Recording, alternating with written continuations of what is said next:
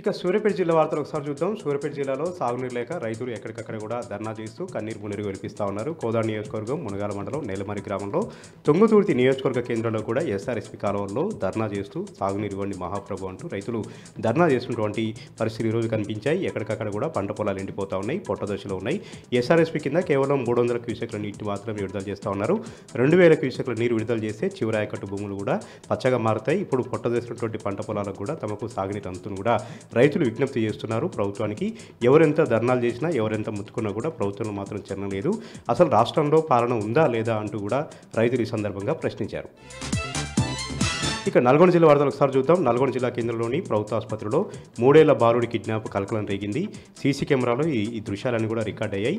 యాచకులుగా ఉన్నటువంటి ఒక దంపతులు కుమారుడితో సహా 3 నెలలుగా ఆసుపత్రిలో ఉంటున్నారు. ఈ నేపథ్యంలోనే ఒక ఆగంతకుడు ఆ బాలుని 3 ఏళ్ల బాలుని ఎత్తుకెళ్ళినట్టుగా కూడా తల్లిదండ్రులు ఇచ్చినటువంటి ఫిర్యాదు మేరకు టౌన్ పోలీసులు కేసు నమోదు చేసుకుని దర్యాప్తు చేస్తూ ఉన్నారు. ఆసుపత్రిలో ఉన్నటువంటి సీసీ కెమెరాల ఆధారంగా, టౌన్లో ఉన్నటువంటి సీసీ కెమెరాల ఆధారంగా తనిఖీ చేస్తూ ఉన్నారు, విచారణ చేస్తూ ఉన్నారు. అయితే గుంటూరుకు సంబంధించినటువంటి కొద్దిమంది ముఠాలు గత కొంతకాలంగా పిల్లలను అపహరిస్తున్నారు. ఆ ముఠా పని అని కూడా పోలీసులు అనుమానిస్తూ ఉన్నారు. ఆ దిశగా విచారణ చేస్తున్నారు. ఇక యాదాద్రి భువనగిరి జిల్లా వార్తలు ఒకసారి చూద్దాం. యాదాద్రి లక్ష్మీనరసింహ స్వామివారి ఆలయంలో వార్షిక బ్రహ్మోత్సవాలు వైభవపేతంగా జరుగుతున్నాయి. ఈరోజు 6వ రోజు చేరుకున్నాయి. ఈరోజు స్వామివారు గోవర్ధన గిరిధార అలంకారంలో సింహవాహన సేవపై తిరుమాడ వీధుల్లో భక్తులకు ఊరేగుతూ భక్తులకు దర్శన భాగ్యం కల్పించారు. ఉదయం సాయంత్రం వేళల్లో స్వామివారు తీరొక అలంకారంలో తీరొక వాహనాలపై ఊరేగుతూ భక్తులకు దర్శన భాగ్యం కల్పిస్తుండడంతో భక్తులు మైమర్చిపోతూ ఉన్నారు, తన్మయత్వంలోనవుతూ ఉన్నారు.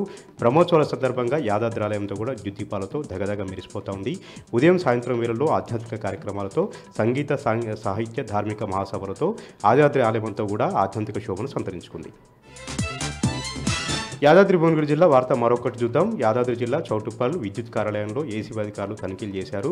ఏడీ శ్యాంప్రసాద్ ఒక రైతు ట్రాన్స్ఫార్మర్ సంబంధించి 3 ఫేజ్ లైన్ సంబంధించినటువంటి పని చేయడానికి 70,000 లంచం చేయగా ఆ 70,000 రూపాయలు నేరుగా ఇస్తుండడంతో ఏసీబీ అధికారులు రెడ్ హ్యాండ్గా పట్టుకున్నారు. ఏడీ శ్యాంసుందర్ని అరెస్ట్ చేశారు.